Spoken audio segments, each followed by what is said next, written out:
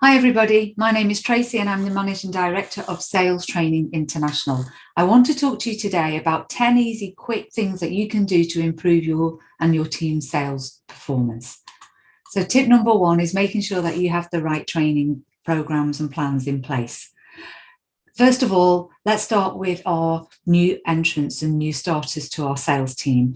Make sure that they are fully trained on all of your products and services, your internal processes, your internal sales process, and more importantly, the generic sales skills that they are going to need, whether that be prospecting, lead generation, face-to-face selling, negotiation, etc., so that they're able to do their job properly and hit the ground running.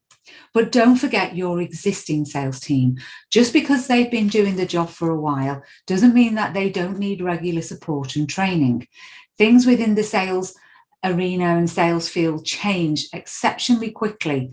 And what was okay 12 months, 2 years ago could well have changed by now. So make sure you keep your existing sales team trained and up to date. In terms of whether you do that internally or externally, there's quite a lot you can probably cover internally. I would say anything to do with your products and services is probably better covered internally rather than externally. Also, things like your internal customer journey and your sales process is probably covered better internally than externally. But consider bringing in some external experts for the generic sales skills. They will be completely up to date with what is happening within your market and within the sales arena, and can bring another viewpoint to the training, which I think is valuable as a salesperson.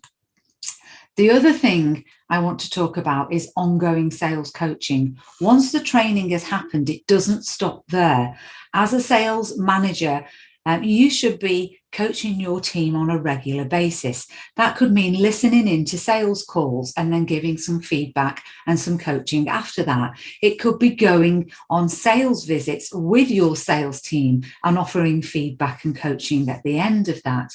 Also, it is important to link the coaching to the performance management. So set up some coaching records, set up some coaching logs, make notes on what needs improving, how they are progressing, and tie that into the performance management. It is really important to do ongoing, regular coaching. It doesn't have to be official. It doesn't have to be booked in for a particular time and day every month. It can be ad hoc, but it must be regular and, if possible, tied into the performance management. The other thing I think is really important is finding a good CRM and then using it.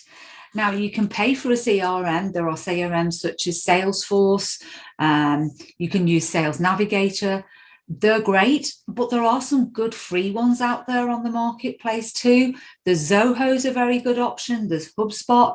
It doesn't really matter whether you go for a paid or a free one. What matters is the quality of information that you put in it and the fact that you're keeping it up to date on a regular basis and using it day in, day out. If you've got a good CRM system, it's vital for your pipeline. It's really important as well for existing customer client management. It helps with marketing, but as I've said, it must be updated daily. It's only as good as the information that goes into it. The other thing I wanted to talk about is making sure your sales team are provided with quality data for leads. So leads can come from the website. They could come from perhaps a mail drop. We use MailChimp for our mail drops, and that has a very good analytics package with it, so we can see who's clicked on what page, who's clicked on what link, how many times they've clicked on it, how long they've stayed on it. This is valuable information to give to the sales team. Sales Navigator, or at the very least LinkedIn Premium, is really important, so the sales team have access to the information that they need. You can buy in good databases as long as you make sure they're clean before you use them. Obviously, there's networking events, so allow for your sales team to go to paid for good industry networking events. Trade shows are a great way to get good quality leads as well. And also other internal departments like your customer service department and your marketing department. Customer services are talking to clients all the time. They can provide good quality leads with the data backed it up. And also your marketing department, whether they're doing mail drops or working on the website or running your social media, they can be also giving your sales team really good quality leads with the data to support it. There is no point in providing your sales team with lots of leads if you don't have good data to back it up, to say this is where that lead came from, it was positive engagement, and therefore we think it's worth your time contacting them. So if you're going to give your sales team leads, make sure they're quality leads and make sure the data that backs it up is relevant. The other thing I think is really important is make sure everybody knows that when we're selling or when we're pitching or whether we're sending out a proposal, we're looking at adding value to them. So we're not pitching anymore. It's all about looking at the benefits and not the features. Customers are not interested in the features of our product or service. Our marketing team is, we may be as a company, but our customers are not. The customers are only interested in the benefits. With them, what's in it for me? How will this help me? How will this change things for me? So you need to remember it's all about them and not you. It's also important, I think, to remember a little phrase, give to get. So whilst you're courting a new customer, I like to send them information that might be useful to them. So I may send them a link to a blog or something I've seen within their industry that may be helpful, or some of our free resources. And we have lots of free resources and material on our YouTube channel and on our website, and I might send them some of those that I think is helpful. The more in contact the more in contact you are with them and the more you give them, which adds value to them, the more chance you've got of making that sale. So remember, add value, think about what benefits to them, and that will really help you convert more sales. Client referrals are wonderful. You can ask for referrals on LinkedIn. You can ask for referrals online with an online tool like Google Reviews, etc. And you can call your clients and just say, hey, I'm trying to bid for a new job here. Would you be happy to speak to somebody on the phone on our behalf? Or you could perhaps ask your client, if they're not happy to do that, would you happily send me in an email so that I can use that if I'm working with other clients?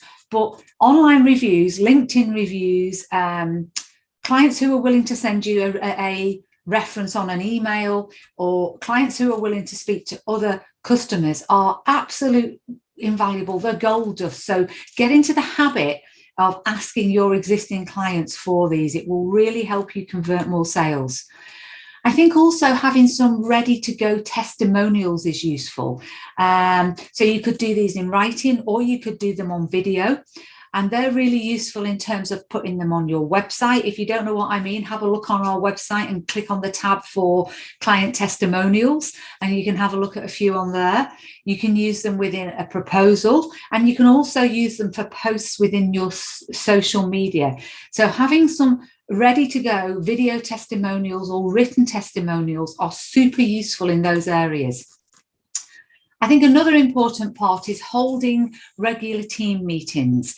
I like to have them weekly with the sales team. It doesn't have to be in person, it can be virtual, but it's just a nice casual meeting so that we can encourage contribution, give people different tasks to complete, so that encourages accountability. People can throw ideas out, no ideas are off the table. And if any ideas are implemented or they work, then reward them. The more your sales team feels like they are a part of the team and, that their contribution matters, the better it is for the whole team, because you'll get more ideas, more contribution. And if they're owning that ideas, if they're accountable for it, the results are phenomenal. But make sure you reward success. I think another important thing is making sure your marketing and your sales team are working together. We go into so many companies and the biggest issue is marketing and sales just don't talk to each other. It's like they're in competition with each other, and they're absolutely not in competition with each other. One of my favorite sayings is, without the sales team, marketing wouldn't have a job.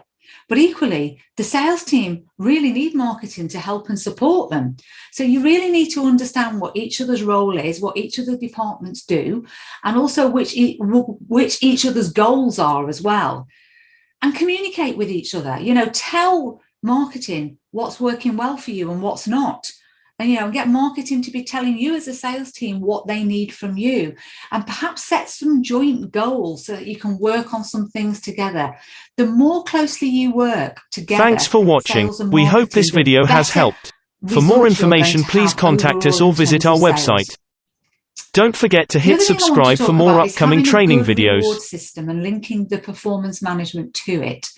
It's really important to have clear performance management and clear goals for salespeople. I think what works well is having, you have an annual target, but I think it's really good to have monthly rewards. They don't have to be monetary. They can be various other things that are important to your sales team. I don't want to tell you what's important to your sales team, but if you can have monthly rewards, I think people work month to month a whole lot better than they work year to year. It is important, though, to still obviously have your annual rewards as well. But rewards as a salesperson, obviously it's important if it's monetary. Most salespeople love commission, but there are other things that salespeople like as well. So maybe have a chat with your sales team and find out, outside of money, outside of commission, what else would motivate them? How else can you reward them? And maybe you can put some of those in place ad hoc alongside your performance management and run some monthly reward sessions. So I'm hoping those 10 tips will really help you as a sales manager or as a sales team leader think about, are we doing all of these within our sales team right now? And if we're not doing all of these within our sales team right now, how can we start to implement them? Thank you so much for watching this video. I really appreciate it. We have a lot of videos on our YouTube channel, so please subscribe to our YouTube channel. We have a lot of free information on our website, over 200 pieces of free information on our website. So go to our free information area on there and have a look at that. We also have a great company page on LinkedIn too. So thank you so much for your time. And if you need anything else, you can pop a note in the comments and I will happily get back to you. Thanks for watching. We hope this video has helped. For more information, please visit our website or contact us. Don't forget to subscribe for more upcoming training videos on our channel.